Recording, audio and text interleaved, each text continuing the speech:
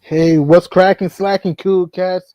Hope everyone's enjoying their Thursday afternoon. Man, no NBA hoops, man, because those playoffs were off the hinges. With that, hello, I'm Gideon. You can call me G Money. This is my partner in crime, Chef Dan. Hope everyone's enjoying the playoffs. Hope everyone's staying safe from the virus. How you doing, Chef Dan? I am doing quite well right now. These games are very, very intense. Salute to you, G Money. Salute to everyone joining us, whether it be on audio platform, on Spreaker, on podcast platforms, whether that be on Google, Apple, or on iHeartRadio. Thank you guys so much for joining us. Or if you're joining us on YouTube, where you can always interact with us and Mm-hmm. give us a question which we'll always answer. Thank you guys so much for joining us. I have to get right into it. I have to really get right into it. In the Western Conference, this Phoenix Suns and Dallas Mavericks series has it's shaken out in a way that not a lot of people have thought. People made the assumption that, well, me primarily, I thought that the Dallas Mavericks were going to give the Phoenix Suns more of a fight, but it seems that the Phoenix Suns Nah, it's have easy taken cheesecake. but it seems that the Phoenix Suns have taken a commanding 2-0 lead over the Dallas Mavericks. And I know that Luka Doncic has been providing some great offense, but uh, could you tell me, G Money, what are you seeing right now throughout this series, especially this last game from the Phoenix Suns that has made them so dominant against the Dallas Mavericks? What I love about what the Suns are doing is I love their driving kick and I love their cutting to the basket. And the Phoenix Suns are a team that's playing very tenacious defense and are very physical right now. If you look at Phoenix in the fourth quarter of game two, I'm sorry, they destroyed the Mavericks 40-26 in the fourth quarter. Though, because the Mavericks were only down by 6 points in the fourth. In fact, they were only down by three in the middle of the fourth quarter until the point guard Chris Paul turned back the clock. He had 14 huge fourth quarter extravaganza points in the fourth quarter. In fact, he went 9 for 10 in the second half, and D Book hit some big time shots in the second half himself, and thus helped the Suns get the win. And what I love about what the Suns are doing in game one, they fed Aiden in the post in the block, and Aiden did the jump hook, the mid range, the foul line jump shots. In the first game, Aiden gave you 25 points because he did it in the mid range and the post area. The Mavericks don't have a true shot blocking big, and that's why they were struggling. Aiden, DA didn't do much in the second game because everyone else pitched in. But the Suns, they did a good job at their driving kick, their ball movement, their cutting to the basket, and even the 3-point shooting. In game two, they were smoking hot, 13 for 25 from downtown, 52% from the field, from 3-point land. They annihilated the Mavs in the paint, 50-32, especially of lobs and dunks to McGee. Cam Johnson going to the rack. D Book hitting some mid-range shots. Chris Paul with his patented fadeaway feathery J. So the Suns are playing up to their potential and starting to look like the number one seed that we saw in the regular season. Wow. So it seems that you said for this series, the Suns have all in all decided to go big against the Dallas Mhm. Mavericks and have Yeah, taken advantage with DeAndre Ayton in the paint, and then from there it's a kick and spray kind of game for them. right. And also So they're playing usually fast too. Yeah. All right. So then, usually, when a team has a when a team is seeing that, see, most teams have a response of going small and trying to run a team out of the court like that. And we really saw Jalen Brunson explode during the last series against the Utah Jazz, who was known to be a really good perimeter defensive team, but he was still able to get his against that team and was able to explode and have an offensive great night. Right. What are you seeing from Jalen Brunson right now that's prohibiting him from really attacking the way he should? Because I'm seeing the stats, the box score from the game too. Having 9 points on the night is He was not a good look. indecisive, very indecisive with the ball, turning the ball over, taking some bad mid-range shots. Jalen Brunson just looked out of sorts. He got cooked on 1-on-1. And also, the Suns exploit mismatches on Jalen Brunson. Just salute, Pledge Knights. Welcome to the channel, bro. Salute. What's cracking, slacking, man? Jalen Brunson just looked terrible in the series because the Suns, Cameron Payne, Devin Booker, killing him on one-on-one drives, and also Jalen Brunson offensively. This I just felt that there's times he's not aggressive though. There's times in which you see Luka Doncic is a little bit fatigued. So if you're Brunson, you gotta be willing to take the pressure off him. Because I remember there was times like you said, Chef Dan, that he was getting to the rack at will against Utah, hitting his mid-range shots. But in this series, there's times he's passive, times he's overpassing, times he's mid-range shooting, it's not falling, and mid-range shooting. I'm sorry, and also his free ball is just isn't there. I mean, he's 9 for 28 in the series though, and also you gotta give the credit to the Suns' defense. The Suns are being physical, forcing him to his left, taking him tough contested shots, and that's why Jalen Brunson struggled in the series. All right. Over on the Sun side, what are you seeing from Devin Booker as far as his activity on the Suns? He's looked good. Not only is his scoring improving, his offensive rebounding. Yes, we all know Devin Booker can score the ball from anywhere, but I love his IQ, getting guys involved, dishing the rock, lobbing, getting to the rack. He's playing under control, and also his offensive rebounding because he can he's quick to the ball and get you the offensive glass, which that's what I love about Devin Booker. And he's not trying to do too much into affecting his hamstring because now he's starting to get healthy a little bit and he's displaying those mismatches at the block, the fadeaway, the wing, the top of the key.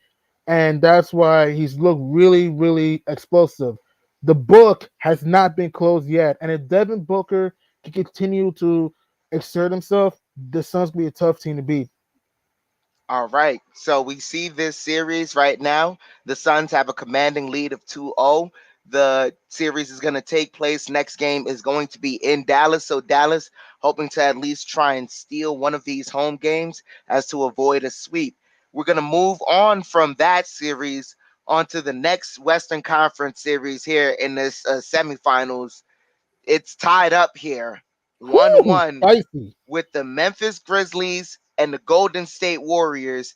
And spicy is correct. That is really the least of adjectives you could call for this Intense, series. juicy, and It is. fiery. There's a I lot to agree say about with the series. all of that. So right now tied up with John Morant over in this second game having an offensive explosion of 47 points.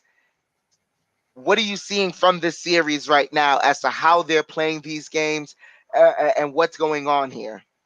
Okay, there's reasons here, but there's reasons here. Memphis, even though they had a good winning game too, because John Moran did a good job getting involved into the teeth of the defense. His 3-point shooter was on point. John Moran had 9 threes in the series, by the way. And I also love John Moran's IQ, getting to the rack, exploiting the mismatches.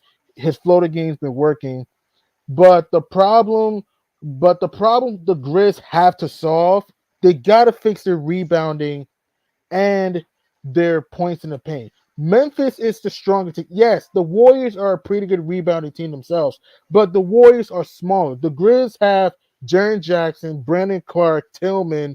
You gotta be a better rebounding team if you're the hungry Grizzly Bears on the boards. Because think about this, right? In game one and game two, you got out rebounded on the boards. In game one, you got rebounded by 5, and you got killed in the paint 56-44. And also what killed Memphis in game one, they let Klay Thompson pump faking for a three because Desmond Bain fell for the pump fake and Clay hit the three, and the Warriors won the game. And also, the Warriors did a good job contesting John Morant's layup a little bit, and John could have made that, and the Grizz ended up blowing that. But in game two, I thought the Grizz showed a lot of poise in game two. Because remember, the Grizz were up by 11, the Warriors stormed back, led by 4 late in the fourth. But John Morant put his team, put the put the Superman cape on, and says, "I'm carrying you to victory." 15 He scored the last 15 points for the Grizz in the fourth quarter, including 18 humongous points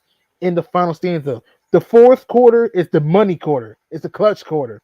It's when you put your team on your back, not only defensively but offensively. When you see that your team is hemorrhaging, and Ja did a great job getting guys involved, scoring when he needs to score, and also Zaire Williams was huge. Like Zaire Williams hit 2 big threes in the fourth quarter to give the Grizz an extra boost, and also what helped the Grizzlies in that game is that they contained Klay Thompson enough and Steph Curry enough. I know Steph got hot in the fourth quarter, but his shots were a little bit tougher in the fourth quarter in the game. Clay is only 11 for 38 from the field. He's been colder than the Arctic. He's been shooting a bunch of blanks so far. Steph Curry did have 27 points, but he was only 11 for 25 from the field and 3 11 from downtown in that game. Jordan Poole did give you 20 plus points. He had 31 in game one, which is the playoff career high for him in game one. He did give you 20 plus in game two, but in the fourth quarter, they slowed him down just enough, though. So that was a good win for the Grizzlies there. What Memphis has to do, rebound the ball better, score in the paint better. They got to stay out of foul trouble, control their emotions. Dylan Brooks got suspended for game three. That's big for the Grizz. Draymond Green got fined 25K for the situation that happened with the fans in game two. Yeah, because Dylan Brooks got suspended for game three because of accidentally hitting Gary Payne in the head, and then Gary Payne broke his elbow. Praise up for Gary Payne, man. So that's the thing there. That's praise up. But for the Grizzlies, they just got to stay with it, rebound, attack the basket. If I were Memphis, get Draymond in foul trouble. Rebound. Be quick to the ball. Be physical with Klay Thompson. Stay on the shooters though. For the Warriors, find the open man. Attack the rack. Get Klay Thompson some clean looks though. Get Steph Curry some clean looks if you're Golden State. And since Gary Payne's gonna be out for a while, maybe this is the time that you might play Kaminga more if you're Steve Kerr. Mm, okay. Um, how effective do you see the Gary Payton missing time from this series is going to be for for the the Golden State Warriors versus them missing Dylan Brooks being suspended for game three? Do you see I, it being more of a loss for Golden State or more of a loss for the Memphis Grizzlies? I think more. It's tough to say, but I think for me it's more of a loss. It's tough to say because both guys are very important to their team. But if I had to choose, I'm gonna say it's more of a loss for Memphis. Because yes, I know Dylan Brooks is not great offensively, but Dylan Brooks is capable of giving you 20 because he can't hit the mid range and a long range bomb. And Dylan Brooks is your best defender on Steph Curry, though. And you can throw him in Klay Thompson too. So to me, losing Dylan Brooks, it's going to be a little bit effective on Memphis compared to Gary Payne. I mean, Gary Payne is important to what Golden State does because he can slow down John Moran, or well, not shutting down, but at least give him some problems defensively. But I think losing Dylan Brooks is going to be bigger. Okay. And in regards to Draymond getting that fine, for giving the birds to the fans, do you think Draymond has complete control of his motions right now and he's totally in the zone and he's not in a point where he could potentially cost the Golden State Warriors a game or two? Or do you think that he is a little unhinged right now and maybe he just needs to have to get closer with his teammates and ignore what the fans are saying? To me, man, I think Draymond Green. I don't think he doesn't know how to control his emotions. I just don't think he does because we because listen, Draymond Green is a good person. I believe he's a good guy, but when it comes to basketball, he talks too much. He's too sensitive, in my opinion, when it comes to basketball. He allows people's feelings and opinions get to him. He has to ignore that stuff. He has to not respect everything people say and just ignore that stuff and just move on. Like, because think about it, if he doesn't be careful, okay, like you said, Chef Dan, he could potentially get suspended for a game, and who knows what that game could be? It could be a game 7 of this series or the next. Who knows? Like Draymond Green is a good player who can defend and rebound and can hit the three.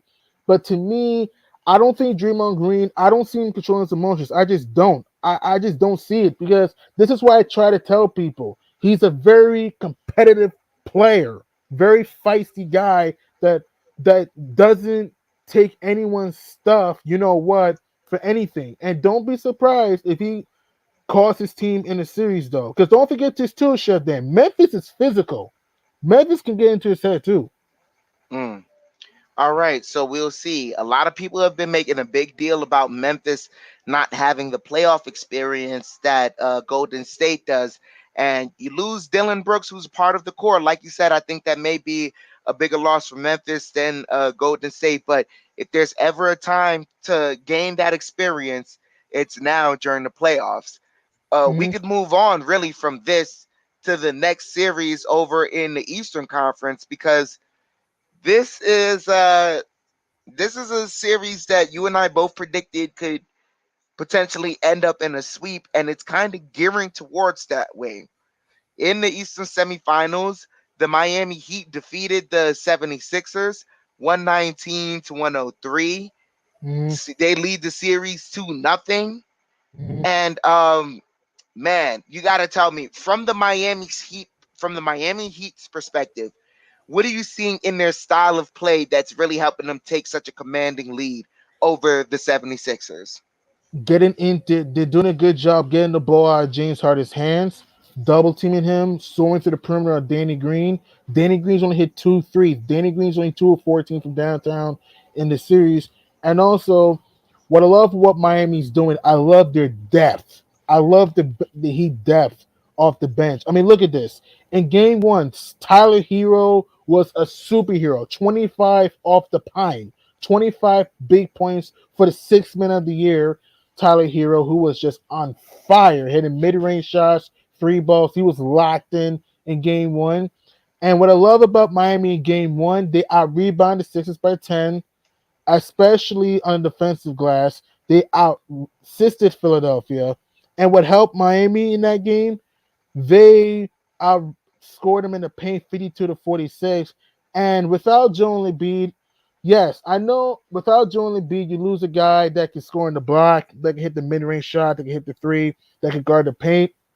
But I thought Miami's done a good job preventing dribble drives and layups from the 76ers, and they've done a good job closing out on shooters. I mean, look at this, Chef Dan. Philadelphia in game 1 shot 6 of 34 from the great beyond, from downtown.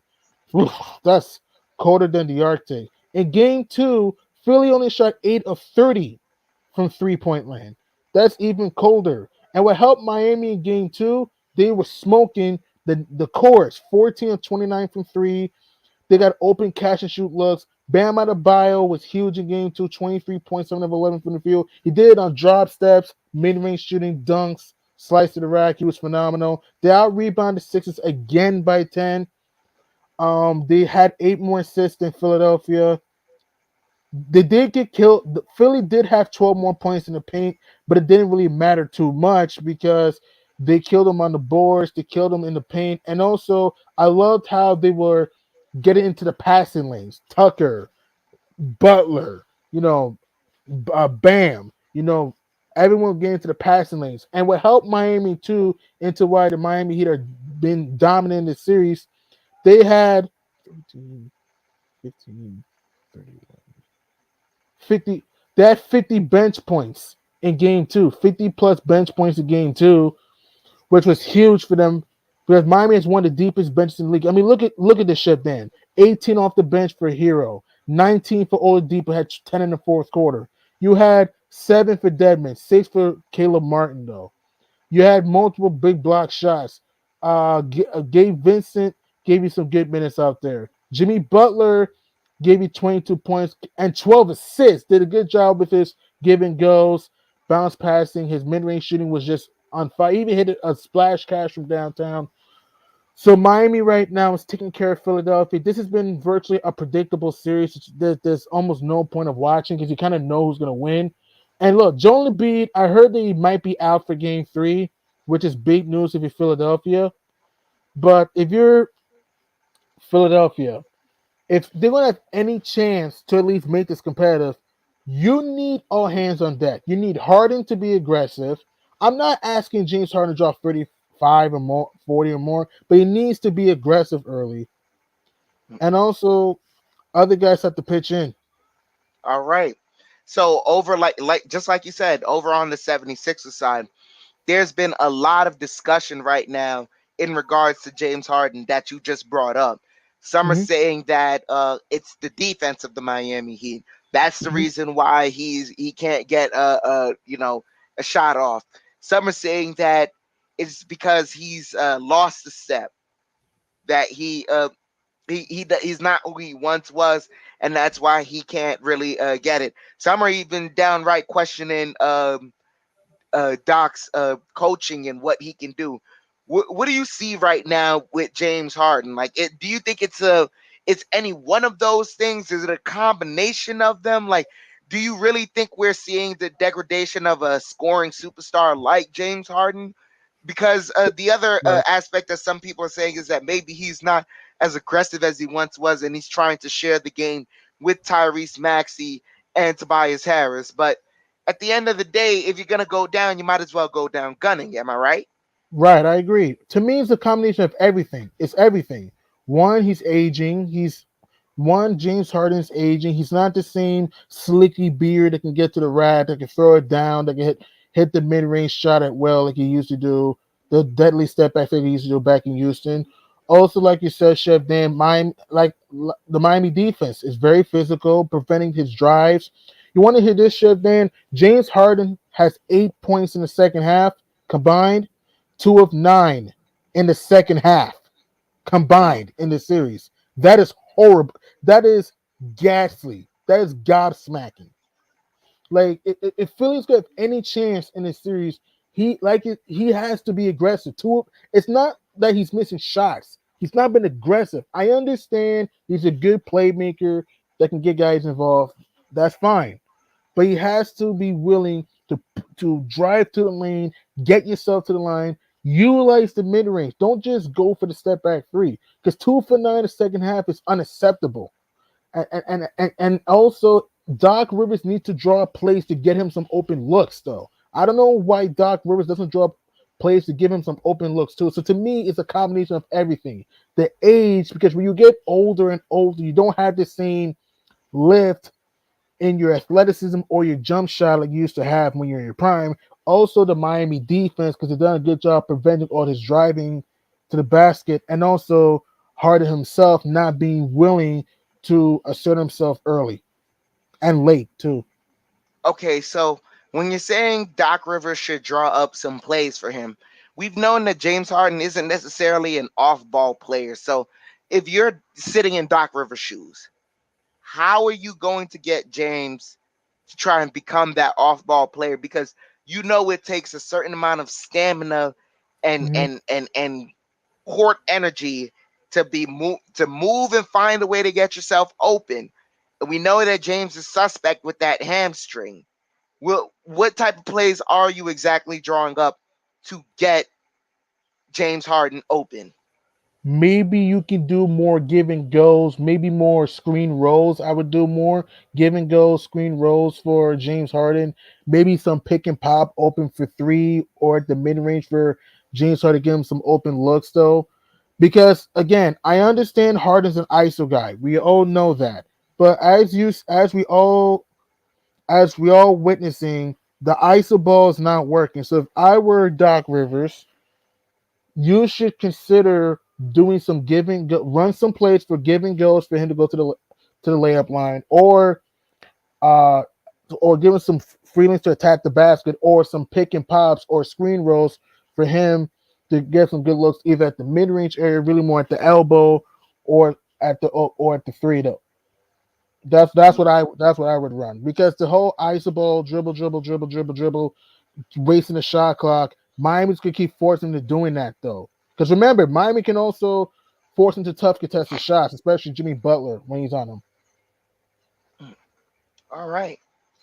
Um, this series also heading into game three, going over to Philadelphia.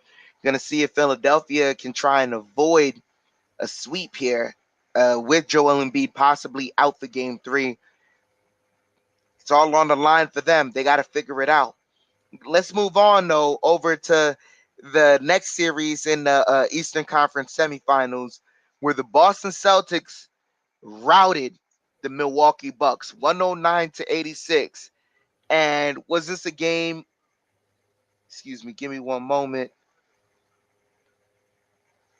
This was a game that Marcus Smart didn't play. Am I correct? Yeah, he didn't play because of a thigh contusion. So then let me ask you, G Money, Mhm. without the reigning defending defensive player of the year, how were the Boston Celtics able to handle the Milwaukee Bucks in the way they did and kind of hold them to 86 points at the end of the contest? I mean, primarily here, I'm seeing it. Cause of it is in the second and the fourth quarter. 19 points and 20 points each from the Milwaukee Bucks. That's not winning basketball there. Nope. Tell me, what did you see from the Celtics in order to enable that?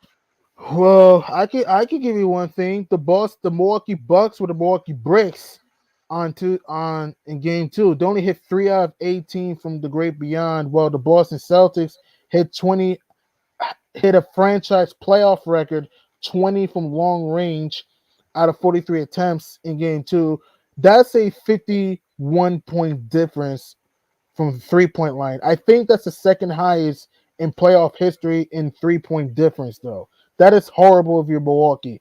And what also I love about Boston, they did a good job attacking the rack. Yes, they shot a lot of threes, but in the first half, really did a good job attacking the rack, exploiting mismatches. Jalen Brown did a good job fighting through flare screens. You did a good job exploiting mismatches. Man, you just saw that juicy crossover on Grayson Allen. Broke his ankles and sent him to the hospital. Wow. And also Jalen Brown came out, set the tone. 9 for 10 early in the first half. He was aggressive early, hitting his mid-range shots, three ball. He set the tone. What helped Boston win that game too with so much ease. They got more assists, 28-16. I love their hockey passes. I love their wraparound passes. I love their bounce passes in the paint and the block to Horford, to Grant Williams at the corner. Grant Williams was huge in game two off the bench. Grant Williams gave you 21 off the bench, hit 6 from long range, especially at the corner. And what I love is that Jason Tatum even stepped up in the second half. 29 points overall in the game. Shot 50%, hit his mid-range shot. His three ball was on point. Um, and also Robert Williams the third. Man, he reversed time on the defending champs though. 10 points, clogged the paint very well. Also had vicious monster mashes though, and showed a lot of energy out there. Salute J Boogie. What's cracking, slacking? To the B, to the O, to the O, to the G, to the I, to the E. It's Boogie. What's shaking and baking, man? Salute, salute, salute. So that's what Boston did right for Milwaukee. Giannis was only 11 for 27. Giannis hasn't shot well in this series. He hasn't shot well. He was 9 for 25 in the first game in the series. The Grief Freak in the series was only 9 for 25 in game one, and in game two, 11 for 27. So he hasn't shot very well in the series, though. So I thought Boston did a good job forcing the tough contested fadeaway mid-range shots and tough contested threes, though. And they did a good job clogging that paint with Giannis, because we all know he loves to go full speed ahead. And that's why the Boston Celtics won. And also the force Drew Holiday to go 7 of 20, forcing the tough contested and low percentage mid-range shots, really more at the top of the key, and thus slowing him down. And the rest of the Milwaukee Bucks was just a ghost. Pat Connaughton, yes, he had 13 points, but it didn't feel impactful to me. Grayson Allen gave you 5 points, a hand. Come on, man. Like, no one else really did anything for the Bucks. Really, Brooke Lopez didn't give me anything. Only 2 more points than a dead man for Brooke Lopez. He didn't give you anything. So that's the thing. Bobby Portis gave me 13, but he had no real impact in game two. And Al Horford had 11 and 11, crashing the glass because Boston came up a bad game one performance because they took 53s in game one and got killed in the paint at times. And Milwaukee just killed them from downtown in game one. But game two, I thought they did a good job crashing the glass, get ahead of the ball, fighting through flare screens, being good job physical, soaring through the perimeter. And that's why the Boston Celtics won that game. Easy peasy, lemon squeezy. All They right. never trailed the game too, by the way. I see. Also looking at the statistics, this is surprising. The Milwaukee Bucks were only on the night able to get 18 3-point shot ups. Seems that everywhere else was Mhm. right there forced in the paint. 73 shots in the paint as opposed to 18. What can Mhm. you credit there? Who are some of the names that you feel you're going to credit there on the Boston Celtics to help force some of that action as far as get it forcing the Milwaukee Bucks to only get up 18 3-point shots? Jalen Brown, Grant Williams, Al Horford, the very good perimeter defenders. Jalen Brown, Al Horford, Grant Williams, Derek White plays some pretty good defense. Jason Tatum has really worked on his defense this season. So that's why credit for Boston playing so good. Because like you said, like we said, Chef, then Milwaukee loves the 3 point ball. They're top 10 in 3 point attempts, but Boston did a good job running them off the 3 point line and take them in the paint and did a good job contesting their shots in the paint. So and did a good job play without fouling at times. That's what they did a good job, and they showed poise. Because I remember in that game Milwaukee, I think, pulled within 12 in the fourth quarter, but Boston calmed down, showed poise. They didn't need to rush. They just needed to say, all right, let's get a high percentage shot. Let's do a lot of swing passing, kick out, find the open man, and thus that's what they did. But my players who I give credit, Grant Williams, Jalen Brown, Jason Tatum, and Al Horford, who played great perimeter defense. Okay, over on the Buck side, your coach Budenholzer, you just finished watching that second game. You have to have a discussion with who on the team. What are you talking? Who are you talking with on the team?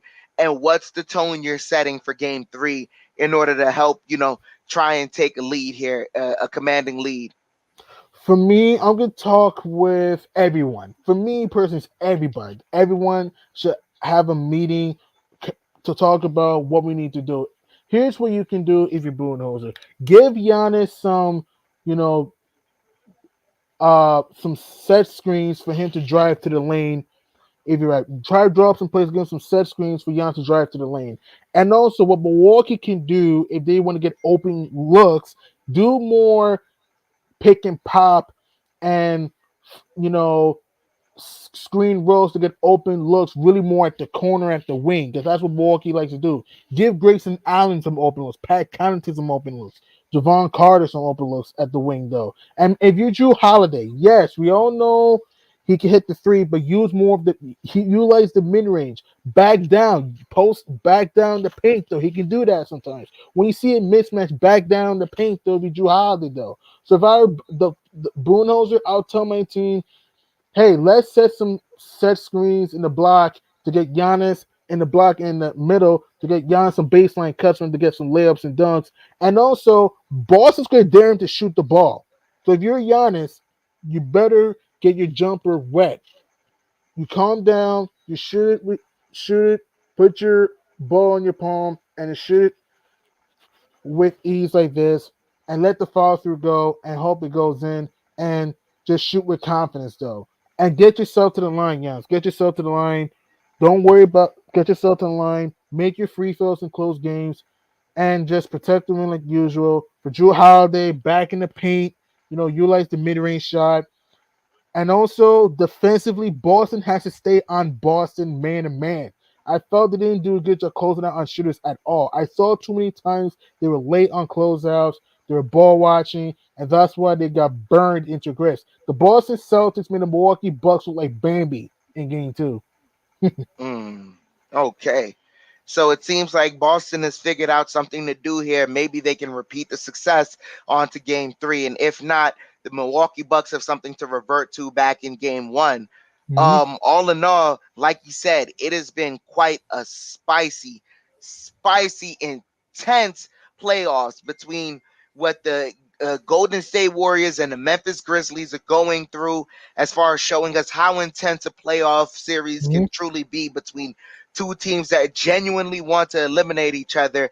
They're building a genuine rivalry of their own there inside the West. We're seeing a new rivalry starting to form there. They're going to get Also, pissed. the Bucks and the Celtics, they have always had this rivalry going on ever since the Celtics. I believe they swept the Milwaukee Bucks a couple years ago, and Giannis has never forgotten that. So Back in 2019, Milwaukee beat Boston 4 games to 1. Back in 2019, ironically, Boston won the first game with ease, and then Milwaukee kicked their butt the last four. 2018, without Kyrie, Hayward, and Tice, Boston knocked off Milwaukee in 7 games. The home team won all 7 games in 2018.